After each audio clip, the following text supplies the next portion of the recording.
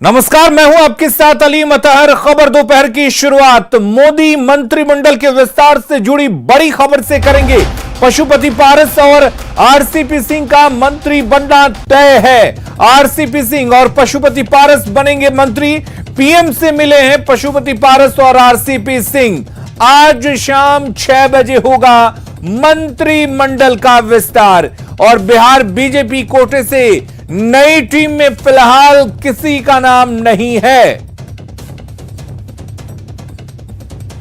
तो बड़ी खबर आपको बता दें, आज शाम 6 बजे मोदी मंत्रिमंडल का विस्तार होगा और उसके लिए बिहार से 2 नए नाम इस मंत्रिमंडल में शामिल होने जा रहे हैं। आरसीपी सिंह और पशुपति कुमार पारस बनेंगे मंत्री। ये 2 नाम तय है। आपको बता दें कि शाम 6 बजे मंत्रिमंडल का विस्तार होगा। हालांकि बीजेपी के तरफ से कोई भी नया नाम बिहार से शामिल नहीं है, यानी कि सुशील मोदी का नाम जो चल रहा था वो अब मंत्रिमंडल में शामिल नहीं होंगे, अब तक जो जानकारी है उसके मुताबिक। और पीएम मोदी के आवाज से बाहर निकलने के बाद आरसीपी सिंह ने क्या कुछ कहा, सुनते हैं। क्या जेडीयू में आपके अलावा कोई एमओएस बने, राज्य मंत्री भी बने? वेट कर लीजिए ना, बस हो जाएगा। अच्छा, एक सवाल या कुछ मामला फंसा है सर आरसीपी सर? क्या कोई मामला फंसा नहीं है सर, एक सवाल ये तो कितने लोग मंत्री बन रहे हैं जेडीयू से आपके अलावा, अगर बात करें तो? बताया ना कि कुछ देर धैर्य रखिए। सर, एक सवाल ये कि आपके काम कर रहे थे आप, चूंकि आपके अलावा जो चर्चा है, आपके अलावा चर्चा है सर, कोई और आ सकता है सर? राज्य मंत्री भी कोई बनेगा साथ में? मैंने बताया, थोड़ा धैर्य रखिए ना जी। चलिए ना। पारस जी के भी मंत्री बनाए जाने की चर्चा है कुछ देर वेट कर लीजिए सर। पारस जी की भी चर्चा है, कुछ देर वेट कर लीजिए ना। नीतीश कुमार ने केंद्रीय मंत्रिमंडल विस्तार पर कहा कि अभी थोड़ा इंतजार कीजिए, जल्द ही तस्वीर साफ हो जाएगी।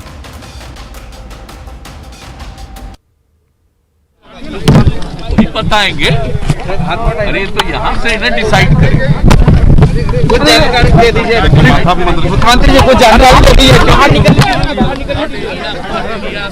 करके आ रहे हैं, अभी तुरंत सभी जिलों का मीटिंग अभी करेंगे वीडियो कॉन्फ्रेंसिंग से, उसी में थोड़ी देर के बाद सब पता चल। और चलिए आरसीपी सिंह के मंत्री बनाए जाने के मायने को समझते हैं। आरसीपी सिंह का मंत्री बनाना यह बताता है कि जेडीयू में नीतीश के बाद अगर नंबर 2 पर है तो वो आरसीपी सिंह है। कासम खास को मंत्री बनवाकर नीतीश कुमार ने पार्टी और सरकार में बैलेंस बनाया है। वहीं नीतीश कुमार के स्वजातीय आरसीपी सिंह के मंत्री बनने से लौ कुश समीकरण मजबूत होगा। आरसीपी सिंह जेडीयू बीजेपी के बीच सेतु का काम करेंगे और आरसीपी सिंह के मंत्री बनने के बाद नीतीश कुमार को बिहार में सोशल इंजीनियरिंग का नया फॉर्मूला बनाने का मौका मिलेगा। इधर पशुपति कुमार पारस के मंत्री बनने के मायने को भी समझ लेते हैं। पशुपति पारस के मंत्री बनाए जाने से यह साफ हो गया है कि पारस गुट असली एलजेपी है। पशुपति पारस को मंत्री बनाकर दलित समुदाय को साधने की कोशिश की गई है। यही नहीं, पशुपति पारस को मंत्री बनवाकर नीतीश कुमार ने चिराग पासवान को करारा जवाब दिया है। पशुपति पारस के जरिए नीतीश कुमार ने विधानसभा चुनाव में मिले धोखे का बदला ले लिया है और पारस का मंत्री बनना चिराग पासवान को संदेश है कि राजनीति में 2 नाव की सवारी ठीक नहीं होती है। एलजेपी नेता संजय सर्राफ ने कहा कि चिराग पासवान को आज के दिन खुश होना चाहिए। साथ ही उन्होंने पशुपति पारस के मंत्री बनने की खुशी में चिराग को भी शामिल करने की अपील की है। उन्होंने कहा कि चिराग घर का बच्चा है, लेकिन उसके आसपास जो वायरस हैं उससे ये सब करवा रहा है। नहीं है, चिराग के सराउंडिंग में जो वायरस है वो उसको घुमा रहा है। चिराग बहुत अच्छा बच्चा है, हमारा परिवार का बच्चा है, बेटा है, तो हमसे बाहर नहीं है, बट जो उसके सराउंडिंग में वायरस है, उस वायरस ने उसको जकड़ रखा है। दिन कुछ कहना चाहेंगे? मैं चिराग को बोलूंगा, यहाँ पर आए, अपने चाचा को जो मीडिया के चैनल में हर जगह बोलता था कि मेरे चाचा है, मेरे पापा है, उसको खुश होना चाहिए। जैसे बड़े साहब मंत्री बनते थे, हम सब खुश होते थे, पारस जी खुश होते थे, मेरे बड़े भाई मंत्री बन गए। उसी तरीके से चिराग को भी सामने आके मुबारकबाद देनी चाहिए, आशीर्वाद लेना चाहिए और एक परिवार में रहना चाहिए। और दिल्ली में राहुल गांधी के साथ बिहार कांग्रेस नेताओं की बैठक हो रही है। एक दौर की बैठक खत्म हो चुकी है। पहले दौर में विधायकों, एमएलसी और वरिष्ठ नेताओं से राहुल गांधी ने फीडबैक लिया। राहुल गांधी ने सभी नेताओं से एक एक कर बातचीत की। हालांकि अभी तक ये साफ नहीं हो पाया है कि बिहार में संगठन स्तर पर बदलाव हो रहा है कि नहीं। और बिहार कांग्रेस के विधायकों, वरिष्ठ नेताओं और एमएलसी की राहुल गांधी के साथ बैठक हुई। बैठक के बाद प्रदेश अध्यक्ष मदन मोहन झा ने न्यूज 18 से खास बातचीत में कहा कि राहुल गांधी ने सभी नेताओं से अलग अलग मुलाकात की और संगठन के कामकाज के साथ बिहार की राजनीतिक स्थिति पर चर्चा की। मदन मोहन झा ने यह भी साफ किया कि नए अध्यक्ष को लेकर राहुल गांधी ने कोई बात नहीं की। वहीं कुछ नेता आज शाम 4 बजे राहुल गांधी से मुलाकात करेंगे। बिहार कांग्रेस अध्यक्ष मदन मोहन झा हमारे साथ है बात करने के लिए। सर, राहुल गांधी से मुलाकात आपकी खत्म हुई है, 1 to 1 राहुल गांधी मिल रहे हैं सबसे। किस तरह की बातें हो रही है? क्या संगठन में बदलाव की जो चर्चा थी उसको लेकर सबसे राय ले रहे हैं राहुल? नहीं, ऐसी कोई बात नहीं है। संगठन के मजबूती पर ही बात हो रही है और मेन बात यह था जो लोग नए हैं, अब बहुत सालों से 6 महीना सालों से उनसे मिल नहीं पा रहे थे कोविड महामारी के चलते। हमारे प्रभारी भगचरण दास जी ने इनिशिएटिव लिया और सारे विधायक और पार्षद आए हुए हैं। हम उसके अलावा जितने मेरे पूर्व अध्यक्ष, पूर्व सीएलपी और उसके अलावा भी सांसद और जो वरिष्ठ लोग हैं, हम लोग के 35-36 आदमी का अपॉइंटमेंट है और सभी लोग उनसे मिल रहे हैं, अपनी बात बता रहे हैं। अगर कुछ काम किए हैं या क्या किए हैं वो बता रहे हैं।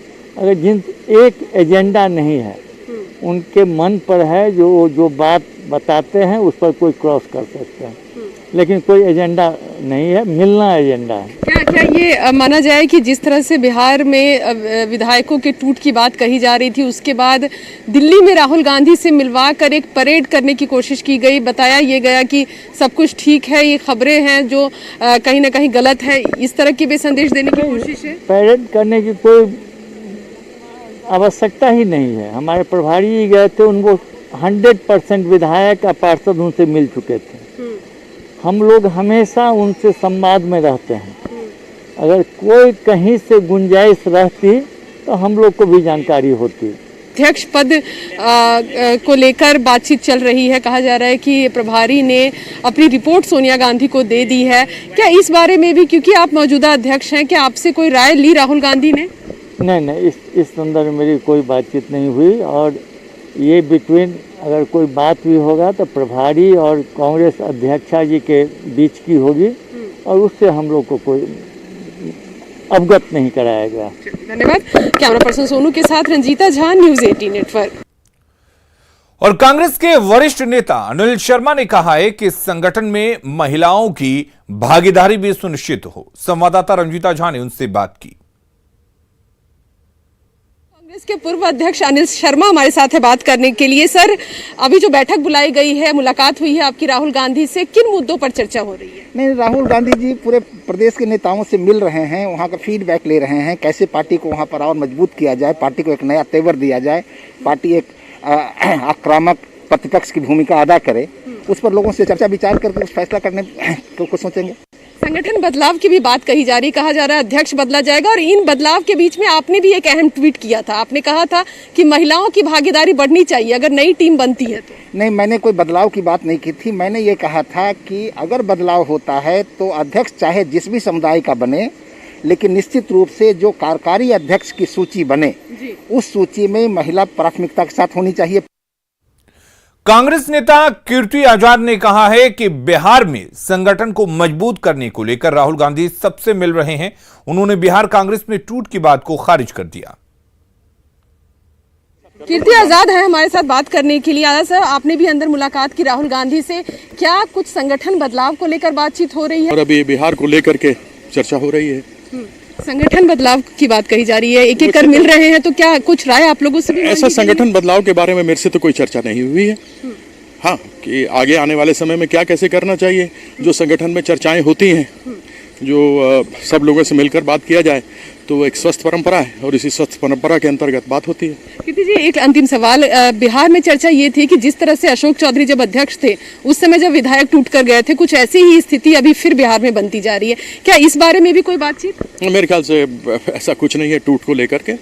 सबके सब संगठित हैं, सबके सबसे मेरी बात हुई है। ऐसा कोई भी व्यक्ति नहीं है जो कहीं छोड़ करके जा रहा है। धन्यवाद। कैमरा पर्सन सोनू के साथ रंजीता झा, न्यूज़ 18 नेटवर्क। समाज कल्याण मंत्री मदन सहनी ने कार्यभार संभाल लिया है। जिस वक्त मदन सहनी अपने विभाग पहुंचे उस वक्त का जायजा लिया आनंद अमृतराज ने। मदन सहनी अपने विभाग पहुंच गए हैं और इस वक्त आप तस्वीर देख रहे हैं कि अपने विभाग में पहुंचकर वो कार्यभार भी संभाली है। तो इस वक्त हम आपको तस्वीर दिखा रहे हैं। मदन सहनी जी अपने कार्यालय में है और पिछले कुछ दिनों से नाराज चल रहे थे, लेकिन कल मुख्यमंत्री से मुलाकात करने के बाद उनकी नाराजगी दूर हो गई। और सर तो फिलहाल कुछ बोलने को तैयार नहीं है, लेकिन उन्होंने नमस्कार करके सिर्फ इतना बार कहा कि सब कुछ मामला सलट गया है। मुख्यमंत्री से मुलाकात करने के बाद हमारी तमाम नाराजगी दूर हो गई। कैमरामैन सुबोध के साथ आनंद Amritraj, news 18 network, Patna.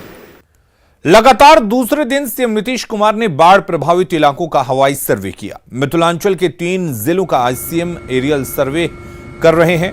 Sitamarhi Madhubani border के बाद सीएम नीतीश ने दरभंगा के कुशेश्वर स्थान और समस्तीपुर का जायजा भी लिया। इसके बाद सीएम पटना लौट आए।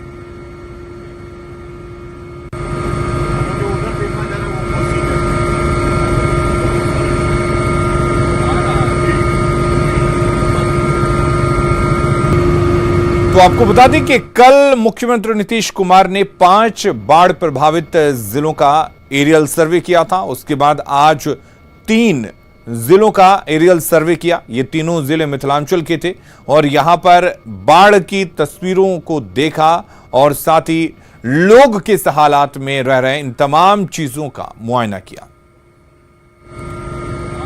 मुजफ्फरपुर के कांटी प्रखंड में बूढ़ी गंडक ने तबाही मचाना शुरू कर दिया है। प्रखंड के मिठन सराय, माधोपुर, गोसाईपुर, विजय छपरा, कोल्हुआ, पैगंबरपुर इलाकों में 10,000 परिवार बाढ़ प्रभावित हो गए हैं।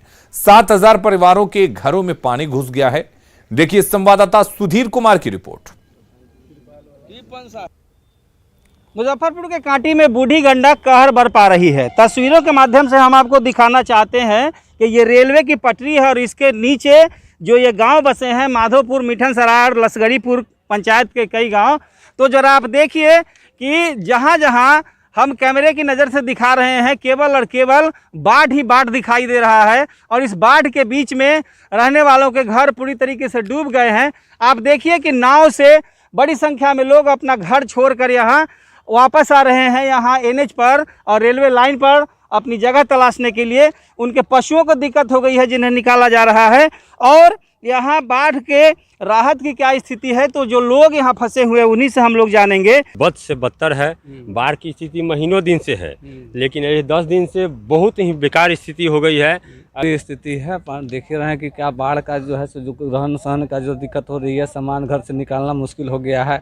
जहाँ तक सामान जो है सो जहाँ है वहाँ पड़ा रह गया है। बिजली है बहुत खराब है, उधर एक ध्रुव बचा हुआ नहीं है। माल के खाने के लिए कोई उपाय नहीं है, ना आदमी के खाने के लिए उपाय है। साफ एकदम उत्तराखंड नदी कान्ही में हम लोग के घर है। अच्छा। और वहाँ कोई साधन नहीं है, समझिए कि खाने पीने का, न माल जाल के कोई उपाय नहीं है। घर डूब गया। आबादी तो कोल्हुआ और मिठन सराय माधोपुर मिला करके 30,000 की हो जाती है। इसमें गोसाईपुर टोला गांव भी आता है, लसगरीपुर पंचायत में, कोल्हुआ पैगंबरपुर पंचायत में। और 4 दिन से बहुत ज़्यादा भयावह रूप बाढ़ ले लिया है। बेकार है। हम लोग नाव के लिए तो लेके जा रहे हैं, आ रहे हैं, लेकिन सामान निकालने में अभी बहुत कष्ट हो रहा है। अब पानी तो प्रतिदिन 1.5 फीट 1 फीट 10 इंची 12 इंची बढ़ ही रहा है। पानी तो एकदम रफ्तार में है। सीओ साहब वगैरह आए हैं? सीओ साहब तो उनसे मुलाकात नहीं हुई है, लेकिन विधायक सुधीर।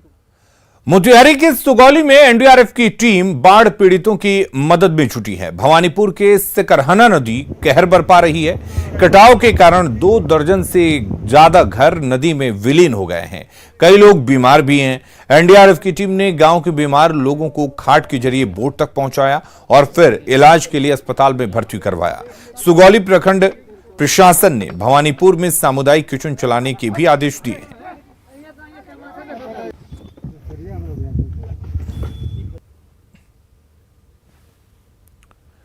और मधुबनी में लगातार हुई बारिश और नदियों में उफान से कई इलाकों में जनजीवन खासा प्रभावित हुआ है। इसके बावजूद कई लोग बाढ़ के पानी में खिलवाड़ से बाज नहीं आ रहे। सोशल मीडिया पर एक वीडियो वायरल हो रहा है जिसमें कुछ लोगों का हंसी मजाक एक आइसक्रीम वाले के लिए मुसीबत बन जाता है। सड़क के ऊपर से बह रहे पानी के तेज बहाव में कुछ लोग एक आइसक्रीम वाले को धक्का दे रहे हैं और फिर आइसक्रीम वाला अपनी ट्रॉली समेत पानी के बहाव में बह जाता है। गनीमत यह रही कि पानी की गहराई अधिक नहीं होने की वजह से किसी तरह की कोई अनहोनी नहीं हुई। वीडियो बिस्पी ब्लॉक के सिन्हासो पंचायत का बताया जा रहा है। हालांकि न्यूज़ 18 वायरल वीडियो की पुष्टि नहीं करता है।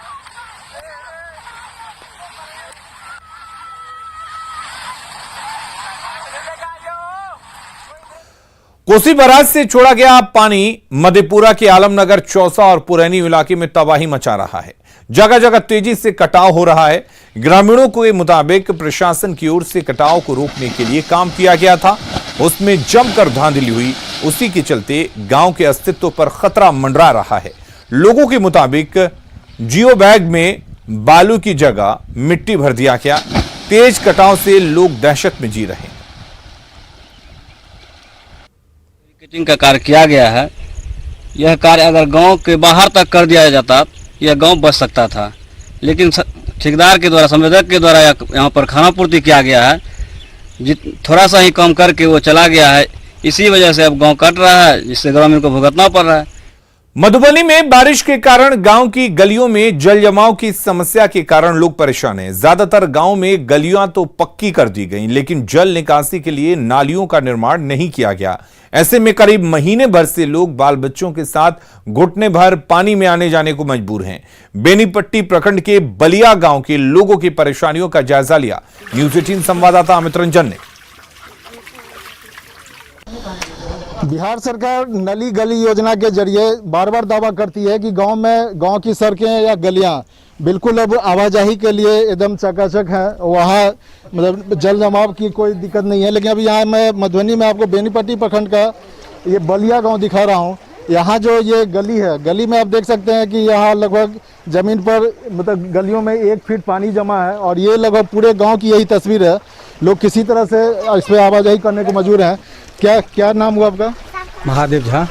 महादेव जी, ये क्या मतलब जैसे यहाँ क्या नाली नहीं है? जैसे सरकार तो बोलती है कि जो बोला जाता है कि हर गांव में गली में नाली और सड़क सब बन गया। हमारे पंचायत में कहीं भी नाले का निर्माण नहीं हुआ। पीसीसी सड़क हुआ, नाले का निर्माण कहीं भी हमारे पंचायत में नहीं हुआ है। ये क्या पंचायत प्रतिनिधि जो हैं उनके द्वारा ये सब लापरवाही की गई? हाँ, पंचायत प्रतिनिधि द्वारा लापरवाही किया गया है। ये आप देख सकते हैं कि ये इस गांव की इस गली का क्या हाल है। जैसे आप इधर ये जैसे आगे तक ये अंदर गांव के जहाँ तक जाती है, हर जगह बताया जा रहा है कि यही हाल है और लोग जो छोटे छोटे बच्चों के लिए घर से बाहर निकलना बहुत मुश्किल है। और ये ऐसे में जो मतलब जो सांप कीड़ा या जो इस इलाके में सर्पदंश की भी अक्सर शिकायतें आती रहती है बरसात के टाइम में, और लोग हमेशा इस किसी अनहोनी की आशंका में जीने को यहाँ पे मजबूर हैं। अमित रंजन, न्यूज़ 18 मधुबनी। और उधर गोपालगंज में गंडक का जल स्तर कम जरूर हुआ है, लेकिन लोगों की परेशानी अभी कम नहीं हुई है। कई प्रखंडों के कई पंचायतों में बाढ़ का पानी जस के तस बना हुआ है। मांझागढ़ प्रखंड के भैंसही पंचायत के मंगरुआ गांव का कुछ ऐसा ही हाल है। यहां पर लोगों के घरों में चाहे वो पक्के मकान हो या झोपड़ी, हर तरफ पानी ही पानी है। बाढ़ के पानी की वजह से लोग दूसरे के घरों की छतों पर या तटबंधों पर शरण लिए हुए हैं, जबकि घर में सामान को भी इधर उधर पानी से बचाने के लिए रखा गया है। मंगरुआ गांव के कई ग्रामीणों की तरह ही सुरेश सहनी भी कई दिनों से बाढ़ के पानी से घिरे हुए हैं। लोगों में इस बात का मलाल है कि उनकी सुध लेने कोई जनप्रतिनिधि नहीं पहुंच रहा।